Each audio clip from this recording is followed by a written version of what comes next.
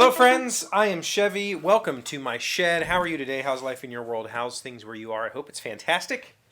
Everything here is great. Today, we're going to talk about Mr. Mercedes from author Stephen King. It's been a while since we've done a Stephen King talk or a book review. I mean, I guess I did one yesterday.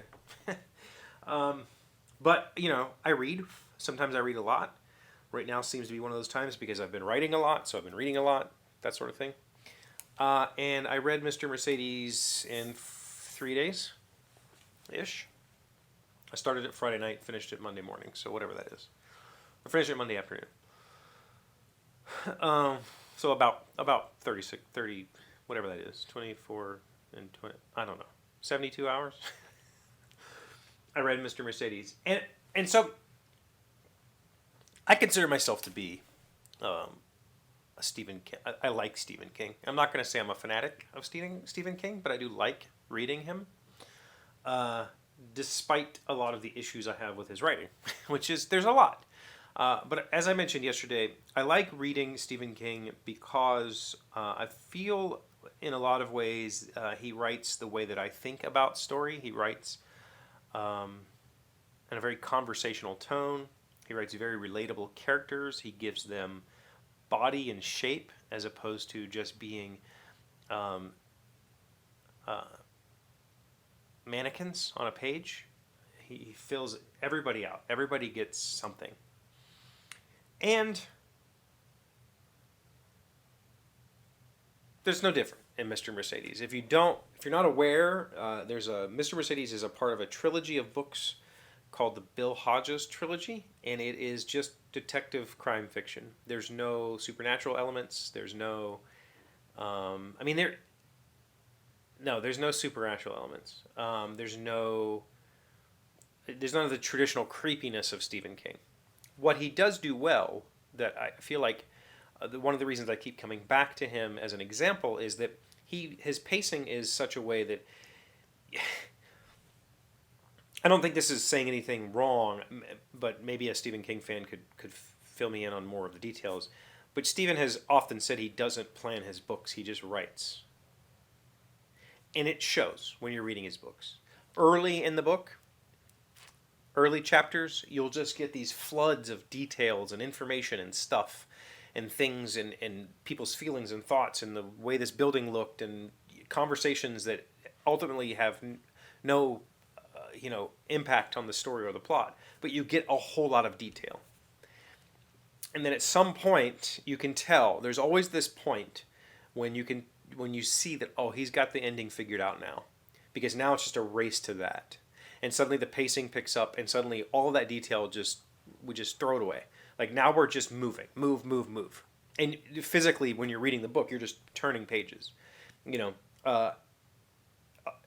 Stephen King is the king of half-page chapters. You'll find these chapters that are just 2 sentences, or here's a chapter that's a paragraph and a half, and you're just burning through these things because suddenly you're racing to this finish point. And then there's generally after that a little ease. He generally has some sort of afterword that's not really an afterword. It's just he titles them as chapters or keeps them running as chapters and they become sort of an afterword, or he peppers detail back in. But it's every book. Every book he's ever written is done that way. You can just see, oh, this is when Stephen figured out the ending. This is the moment because now we have to get there as quickly as possible. And it might be intentional, and maybe I'm just misreading it, but that's the way it feels. So at the beginnings of these books, and especially this one, there's just a whole lot of stuff, and sometimes you just have to wade through it. I read The Stand in 1 week during the initial lockdown stuff, and that book could be half its size. If it was edited properly, it'd be half its size. But at the same time, I feel like you would miss a whole lot of just good character work, which is what Stephen King is most known for. Most of his books I've read, I've choked up at. Mr. Mercedes is no different. There's been moments in the book where I got choked up. I was so invested in these characters that I got choked up. So, okay, all that's out of the way. Detective story does a little bit of the hooky, ooh, we'll try this, and then 2 chapters later, you finally get the payoff for that or whatever. Lots of that stuff. That's standard for that format. Um, However, I didn't rate this one as high as I would rate a lot of his earlier works, and part of it is, I mean, this was written in like 2012, so it's 11 years old. I think so. Maybe I'm wrong about that, but it was probably written before that, right? The thing about Stephen King is he's 78 now. I don't know, 70 something. All of his characters still exist. They're still 70s and 80s people. Even, and this book is no different. This book has those trappings of dated language, dated phrases. Characters say things that are just not the way things work today. Technology is described in ways that doesn't make any sense. Like he's just, it's dated. It's all very, very dated.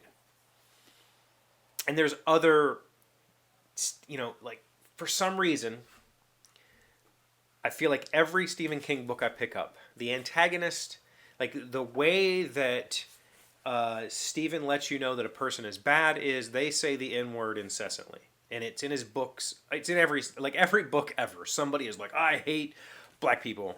And you're like, okay, that's a bad guy. It's tiring. It's very tiring. And in this book, in fact, there is a young black man, a 17-year-old black man, who speaks like he's in the 70s, who says things like hip and jive, which makes zero sense for a 17-year-old black man in the 2012. But on top of that, King made him like slip because he was like he would do yard work and stuff for Stephen, or yard work and stuff for the main character. Stephen would have him slip into this like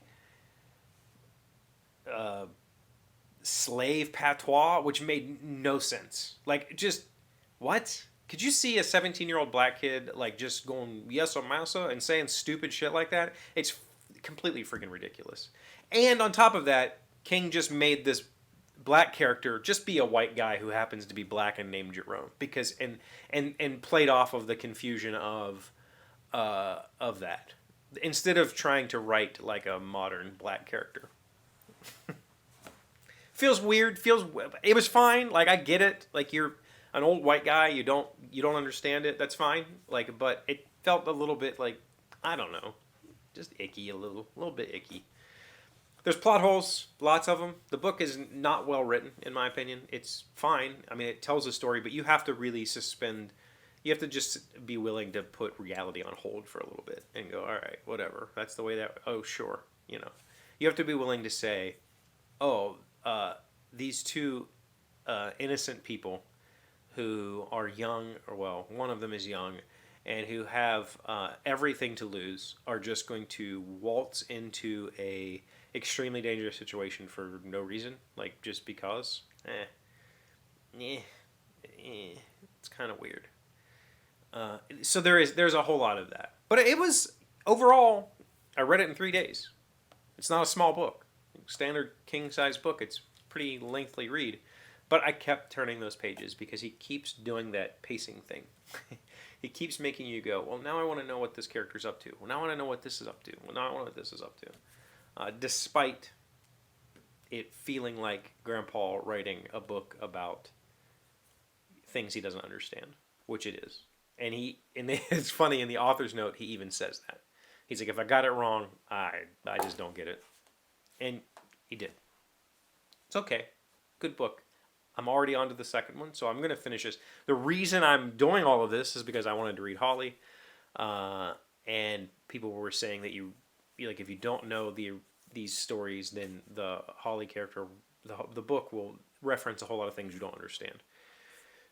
And having never read them, I've read his hard case stuff, which I liked. I thought I'd read these just to see. And so far, it's fine. I'll probably watch the TV show at some point. It's, whatever. Interesting read. Standard, just kind of King, without any sort of supernatural elements, which was interesting. Very interesting. So, there you go. I would say I give it like a 3 out of 5. It was passable. It was good. It was a page-turning book. So was the book I read prior to this we talked about last week called Salt House Place. 3 out of 5. But it kept me turning pages. Like it was that book was very poorly written, but it kept me turning pages. King does the same thing. The plot. Who cares? I've heard him say in an interview one time he's not going to let something as insignificant as a plot get in the way of his characters, and I get that. Like he's writing character stories. He's not writing plot stories, and it shows. But character stories are what make me turn pages.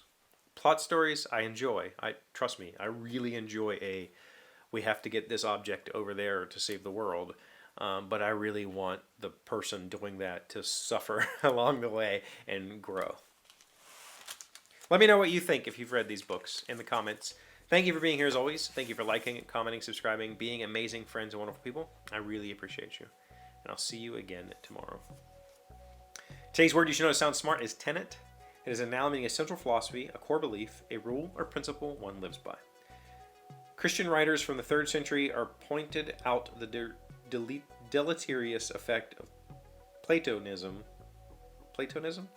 on Christian belief, even while adopting many of its fundamental tenets. Harold Attridge, Dean of Yale University Divinity School. Tenet, T-E-N-E-T. Is that specifically? Oh no, okay, it does say philosophy or belief. It's not a religious thing. I've heard it definitely referred to as a religious thing, but I also thought it was just kind of a personal belief, which is what that said. I'm just whatever.